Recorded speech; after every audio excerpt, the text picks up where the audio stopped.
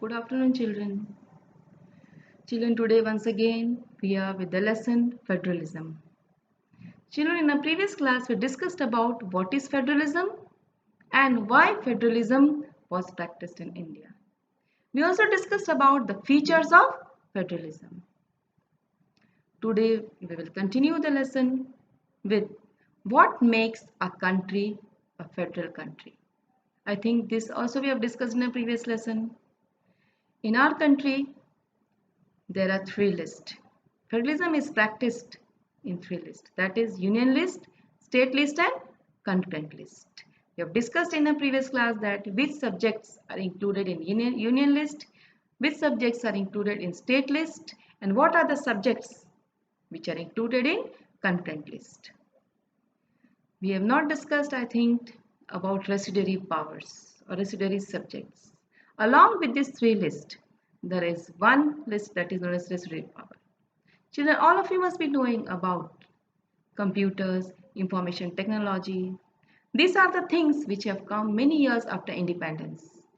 And laws should be made in these subjects also, like computers, IT, and various other subjects.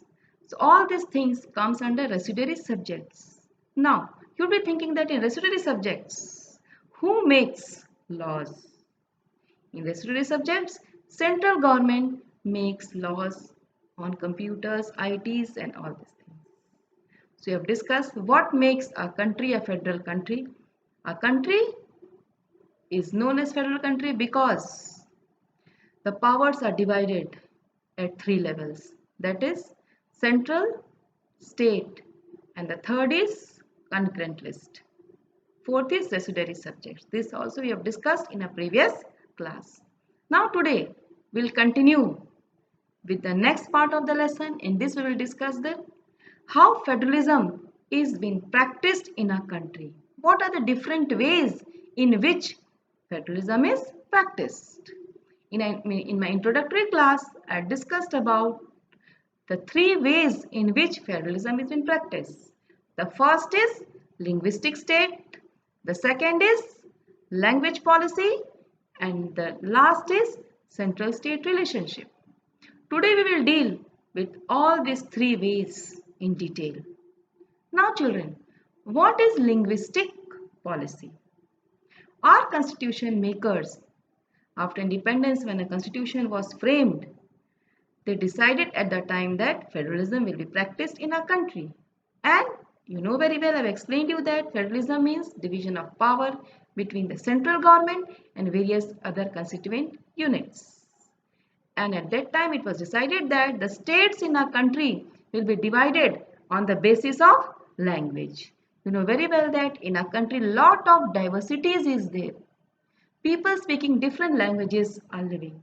And our constitution makers and our leaders thought that it will be easier to govern the different states when people speaking different languages will live in one. People speaking same language will live in one state. Like this, the state was divided on the basis of languages. You know very well that in a country, people living in Gujarat, they speak Gujarati. People living in Maharashtra, they speak Marathi. People living in Tamil Nadu, they speak Tamil language. So our state boundaries were divided on the basis of language. And this is known as what? Linguistic states. You know very well that after independence and now different new states have emerged which are not based on language but they are divided on the basis of culture and ethnicity. And these states are, first only Madhya Pradesh was there, but now from Madhya Pradesh a different state has come on. Bihar was there, from Bihar now Jharkhand is also there. Andhra Pradesh, Telangana has also come into existence. So boundaries of different states have changed. But we don't have to give more importance on this now. We have to just discuss in this portion that in linguistic states, the states in our country are divided on the basis of language, and like this federalism is being practiced. Second is language policy. Now children, in the first chapter, that is power sharing, we discussed about Belgium and Sri Lanka. In that we discussed that in Belgium The conflict was only due to the language. In Sri Lanka also, the conflict was due to language. If in Belgium, the problem was not accommodated by Belgian government, the French speaking and Dutch speaking would not have been given equal importance. The country would have been divided. In Sri Lanka also the same position was there. Sinhalese language was declared as a national language and this was not liked by Tamilians. But the Sri Lankan governments did not give any importance to the demand of the people. And you know very well what happened in Sri Lanka. In Sri Lanka, it led to a civil war and many people died in Sri Lanka. But children, government of our country was very sensitive, was very gave importance to the issue of the language. They did not want our country to be divided on the basis of language. And due to this, after independence, it was decided that Hindi and English both will be used as official language. No national language was announced that in Sri Lanka, you know that Sinhalese was a national language, but in India, no national language was declared. It was not declared that Hindi will be a national language. In our constitution, we are having 22 scheduled language. And in any competitive exam, you can use all these 22 languages. There was no scope that the people of our country they fought due to language. When a constitution was made, different people they gave, different political leaders, they reacted that in federalism, if the country will be divided on the basis of language, people will fight with each other like Sri Lanka or like other countries. But you know very well, people of our country today are living very peacefully and you see that no conflict arises due to language. Even you know that a Gujarati who is living in Punjab, he is putting his maximum effort to learn Punjabi language. We people, we are interested in learning the language of the each state and we are living peacefully. It was decided at the time of independence that in 1960s the use of English will be stopped and only Hindi will be used. But this thing was not done. Our government was knowing that some of the states in our country like Tamil Nadu, West Bengal, many people in that country they cannot understand Hindi. Certain reactions were also found in those states. But our government they paid attention, they did not want any conflict or any issue or any violence on the name of language. And the use of English continues still today. We did not divide ourselves on the basis of language. So this is the language policy of a country that along with Hindi, English can also be used in the offices and other 22 registered or scheduled languages are there. People of our country can use those languages in any competitive examination. So the second point, how federalism is being practiced in our country is language policy. Now we have discussed the two ways. The third way in which the federalism is practiced is central state relationship. Children, this point is very important. What is central state relationship? Children, if you are reading history, if you are aware with the past, you will be knowing that when a country got independence, only one political party was very strong and the name of that political party was Congress Party, which was known as Indian National Congress, which played a very important role in freedom movement of our country. At that time, only Congress Party was there and various regional parties were not there. I think Communist Party was also there, but it did not have so important position. So at that time, you know Pandit Jawaharlal Nehru, he became the Prime Minister of our country and he belonged to which party? Congress Party. After that, various other Prime Minister, Lal Bahadur Shastri, Mrs. Indira Gandhi, and for some years, only Congress Party ruled our country. There was no scope of any regional party and opposition parties were also not so strong. In 1970s and 80s, Janata Dal came into existence. And in that phase, 80s, 90s, the phase of coalition government started. Various regional parties emerged in our country and a phase started when No party got clear majority. All of you know that in our country 545 constituencies are there, and to form the government you need more than 272 or 275 seats. But what happened at that time? No single party got clear majority, and to form the government they had to take support of various regional parties. And as they did not get any majority, they had to take support, and the regional parties supported the national parties to form the government. So it is quite natural that if somebody will support you, you have to hear whatever they say. And what started? The phase of coalition government started. So at that time, central state relationship or the federalism was practiced in a better way.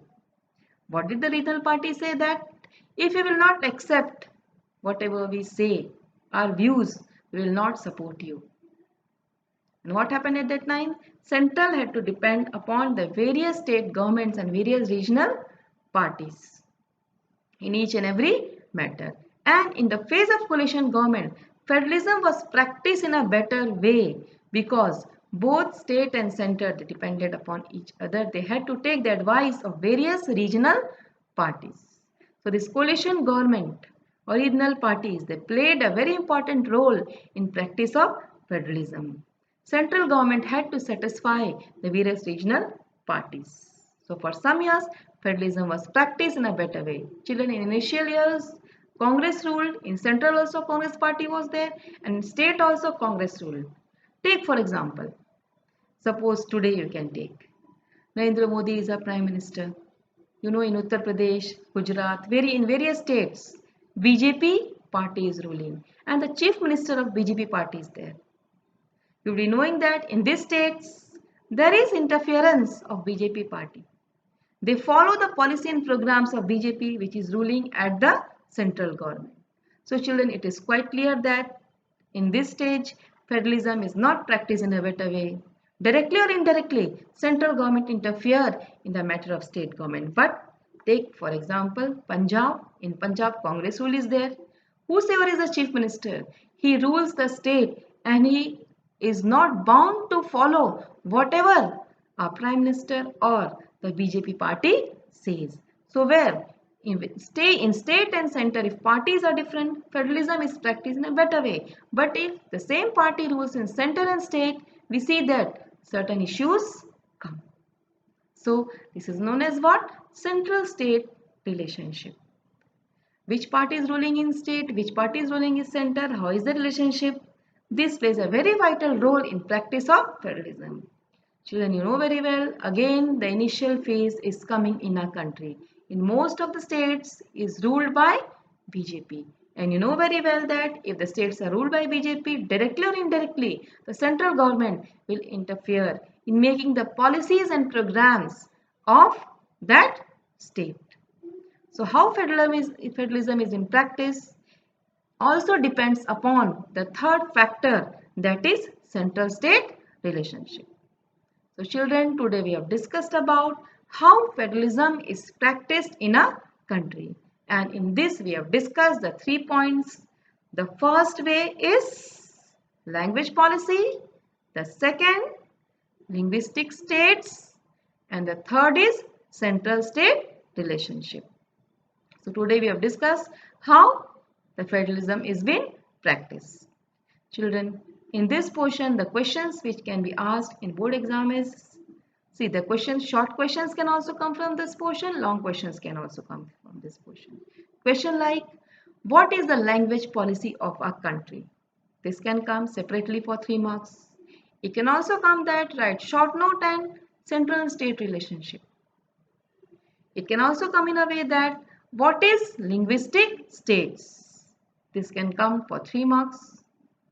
A separate question of 5 marks can also come that how federalism is being practiced in our country. Children, if this question comes in long question for 5 marks, you have to write all the 3 points, that is language policy, linguistic state and central state relationship, and you have to explain all the 3 points. So children, today you have discussed about how federalism is being practiced in our country. In our next class, we'll discuss about what is decentralization and how decentralization was practiced in our country, which leader played a very important role in practicing decentralization.